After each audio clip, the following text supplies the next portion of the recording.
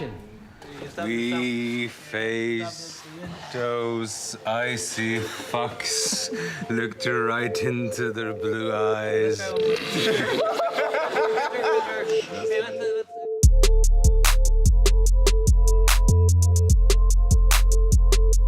The feast was a wonderful sequence. It was 17 pages long, in one room, and many different things going on. That was really fun, that the feast scene being one of the first scenes we shot. We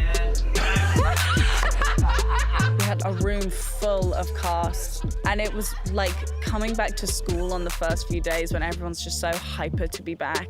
We were like having fun, cracking jokes, like having a really good time. And yeah, it was good fun. You didn't know Denmark was a country until you met Nikolai. For characters like me, it's great, you know. Get to relax for a little bit, you know, have a drink, hang out with my pals. And obviously after what happened in season 3, rumour has obviously got around that he's talented, so. Yeah, there's that. It's holiday time for Pod. Of course, it's horrible that so many people has died, but still, the show must go on. Life must go on. You have to celebrate it somehow. So the only way is to get very drunk and to have a lot of fun. To Arya Stark, the hero of Winterfell. That feast scene in episode 4 that was a bitch. That was a bitch to plot out. It was a real bitch to shoot. And it's because so much of the scene, like a lot of, I think, the best scenes on Game of Thrones are about what's not being said. If you turn off the sound on that scene, the hope would be that you're really following all of the emotional arcs through the looks that all of the characters are giving to each other. And that's very difficult to pull off. And it takes a director of precision like David Nutter. It takes actors of extraordinary intelligence and empathy and patience. And it takes writers like David and Dan who can really structure it. That was a fun sequence. We had to catch all these, you looking at him, looking at you, but you're not seeing me look at him, looking at you. And a lot of glances, and that happens at parties. I had to do this in a way that everything's connected, but also everything's not connected. So it's all about a question where you put people, and I set it up. So the plan which David came up with was you put them into groups and isolate them to a degree, which we can do with camera angles, so that once a certain group has shot out its piece, we have them traveling up the hall which connects to the next group. So just clever choreography. As far as the lighting, it's always tough because you have all those people eating. You want to shot multiple camera because there's multiple people talking, and so you want to create something that is flexible. So my trick was candles. What we did, we built some boxes under the candle, like some little riser, and inside I had little lights. So the light was coming from the glow inside the table and not just a general top light. Most of our drama scenes were action scenes, simply in terms of the number of bodies that we had on the ground. When you have that many moving parts, it's always going on, and you're always painting a picture behind the actors who are giving the dialogue or walking through the frame. If I was to try to find you and Dan somewhere in the episodes, would I be able to? I think maybe. A madman or a king!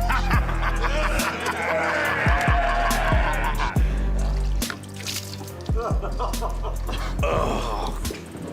Okay. Please take the juice out of this cup. Leave it in there, leave it in, it's good. We're there. Well hidden. Well hidden? Yeah, giant beard. I was concerned we were going to ruin that, but I don't think we did. Yeah, let's give some notes to the director. Was day at Wildling University.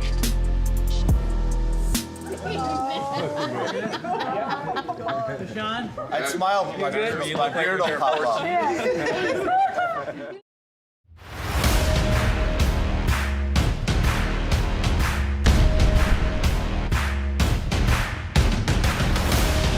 The funeral pyres were a big undertaking for us.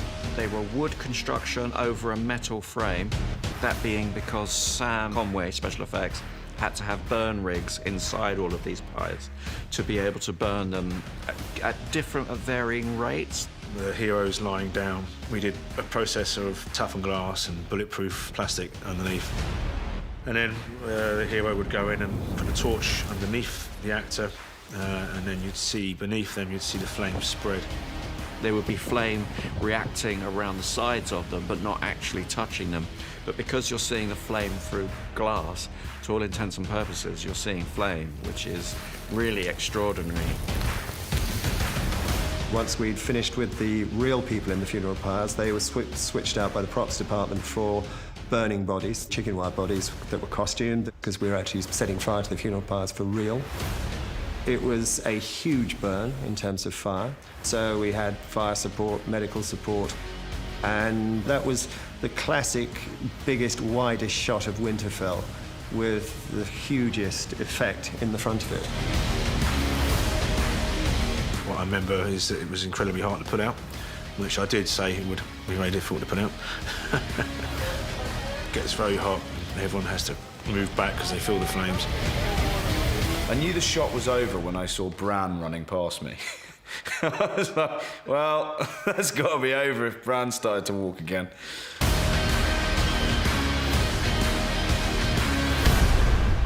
Episode 3 is such a massive battle, and so many people fall during that episode, and part of that is about our heroes, the characters that we really know, and part of it is just seeing the sheer number of other folks who fell.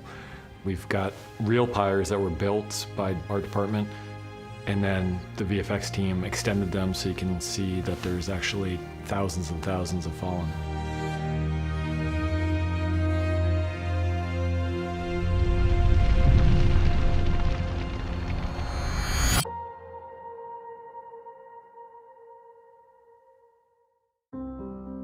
So what was important with respect to the funeral in episode 4 was the fact that I wanted to make sure that there was some big scopy stuff that was important, but also there was some really intimate moments between the characters that I didn't want to lose.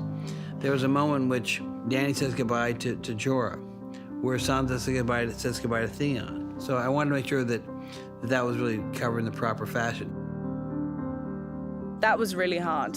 I remember right before my take, putting the pin on Alfie, David Nutter came up, the director, and he was like, you never got to say goodbye, and you never told him that you saw him as a Stark.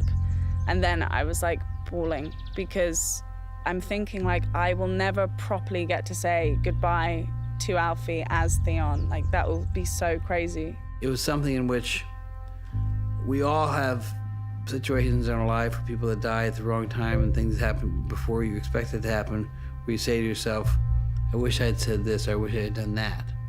So I wanted to make sure that there was something gnawing at her. She took that nugget, made it into something special.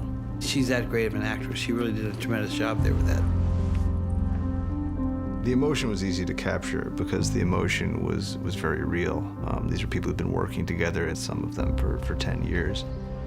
Yeah, it was a very difficult thing to say goodbye. Even if the ceremony was fictional, the goodbye and the emotions in the goodbye were very real.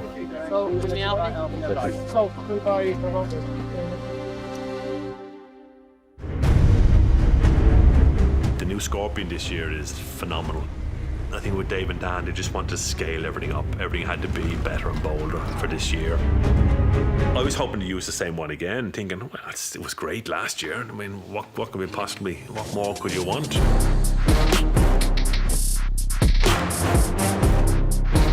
We saw in season 7 that Qyburn had invented this scorpion, this giant dragon-killing scorpion, and it didn't quite work. So Qyburn went back to the drawing board and he made even larger, more powerful scorpions.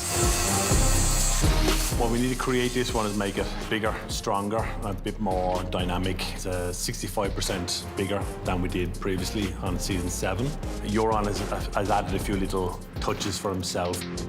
There's a seat on the back and added 4 more cross limbs for a bit more power and a bit more madness. The boat is a nice design, a bit of a more barbaric style. When you see it first, it'll be in its closed mode, and when you see it the second time, once it fires the projectile, it leaves the limb, it opens up and it'll rotate, so it will rip open anything that it hits.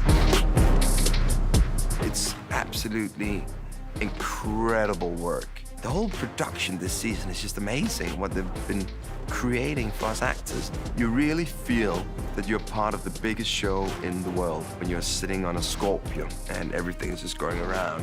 You really feel wonderful. We have Euron sitting on the seat. He's in the back. He's like king of the castle, being swung around by 4 brutes. So these guys are lifting him up and down, doing the trajectory left and right. I mean, he loved it. He loved it. He'd been still on it if he could. I'm going to be brutally honest. I've talked to my wife about it, because you have to talk to someone, right? And I've mentioned to my wife, how awesome is it that I kill a dragon? And I kill it with a scorpion. Episode 4 has this little thing called Rhaegal's death. And his demise is some of the gnarliest looking animation I've ever seen. Weta did an amazing job putting that together.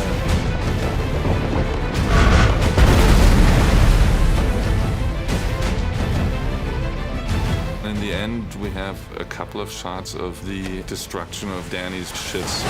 So again, we kind of are in a completely digital scenarios to show how these bolts up close puncture into the ship and tear it apart.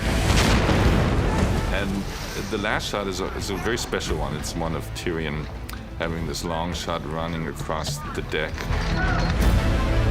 That was another one-er, but kind of a cheated one-er. So we had him running around the deck. We had some physical effects there, but a lot of it we did later. Love it. Love it. And when they're done in one shot, like this is, one continuous thing, it doesn't let the viewer off the hook. All the boat work for Game of Thrones essentially is done on a set piece that's out in this location, Banbridge. Everything that you've ever seen on a boat in Game of Thrones, where people are standing, walking, or talking on a boat, has been done on that ship. It's surrounded by green screen, and everything around the boat will have to be replaced with CG water or water photography. And then at one point, the railing gets blown away, which the section that gets blown away is actually CG. So when all the pieces come together, you see the special effects, you see the CG, a lot of atmospherics. You see Peter going into the water. It's a pretty spiffy moment.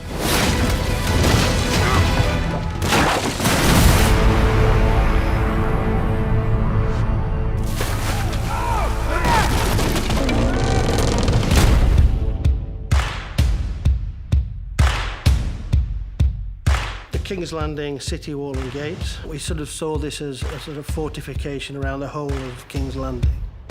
Then loosely based around the walls of Dubrovnik, which have a particular sort of style to stonework, which we were trying to hint at. By the time the platforms are on, we're looking not far off, about 57 feet, 56, 57 feet to the top of the platforms. The towers are 49 feet high. I think the wall's about 200 foot long. The King's Landing parlay, the challenge is the size of the set. So we quickly decided and convinced everybody that most of the close-up work would be done on a separate set piece that would be built on the ground, right on the ground, and would put them probably at about 8 feet up. So you're able to talk to the actor, bring the camera in a proper, reasonable level to be able to achieve all the shots we had. Stand down. But it's a little bit of a, Hollywood magic. Another challenge was that, of course, this set is incredibly visible from the surrounding area. And the big concern, of course, for this season, more than ever, was the secrecy of the plot. In other words, we wouldn't want to give away that Missandei is going to be executed. So having her stand up there, 40 feet high, there was no way to hide that. So again, later on, we're adding her in there now, oftentimes as a digi-double. But for the close-up work, we shot her separately on stage to composite her on that per location, so we could put it together in the end as a seamless, it's all been shot in the same place.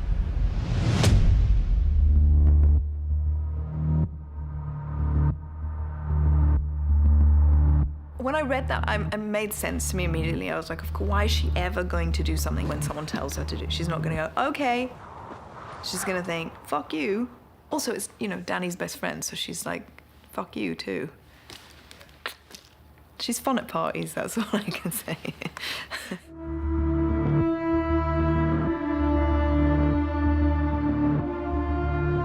The parley is a Hail Mary pass from Tyrion. He's hoping that maybe if he brings up Cersei's child, he can talk some kind of sense into Cersei. Tyrion talks to his sister in a way that you think that she may actually listen to him for a change. She may listen to her heart and listen to what he has to say and understand it. You've always loved your children. More than yourself. So, wanted to give her just to hang out there just long enough to have it so that you would think that she may change. But she's got this look on her face where it's just like, that's just who I am. I can't help it. And Lena's a tremendous actress, and that played out beautifully. Bravo, marker. There's such a kind of basic kid in her still. So I think she sees him in the moment asking her to do something for him. I beg you. If not for yourself, and for your child. And she can't do what he said. She cannot. It's like a kid and a fight. She can't do what he tells her to do. Because that would be surrendering. If you have any last words, now is the time.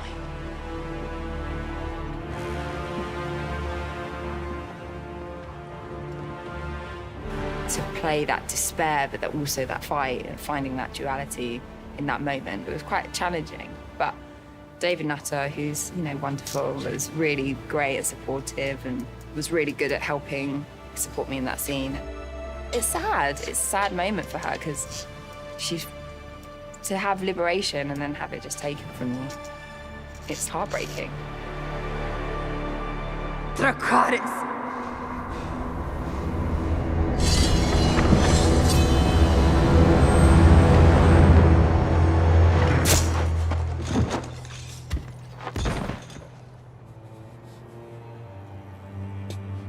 For Grey Worm, losing her is just like there's nothing left. There's just nothing. He has nothing left now. She has taught him how to be a human being. Like her and Dany have nurtured him into being human. And then it's just taken away. And the final shot of Dany walking away, we knew it would be the last shot. It wasn't any question of how we were going to go out of the episode. So it was really a question of how Emilia would convey kind of almost unimaginable sense of anger and rage and vengeance while walking towards the camera and past the camera without saying a word. But I would say she did it.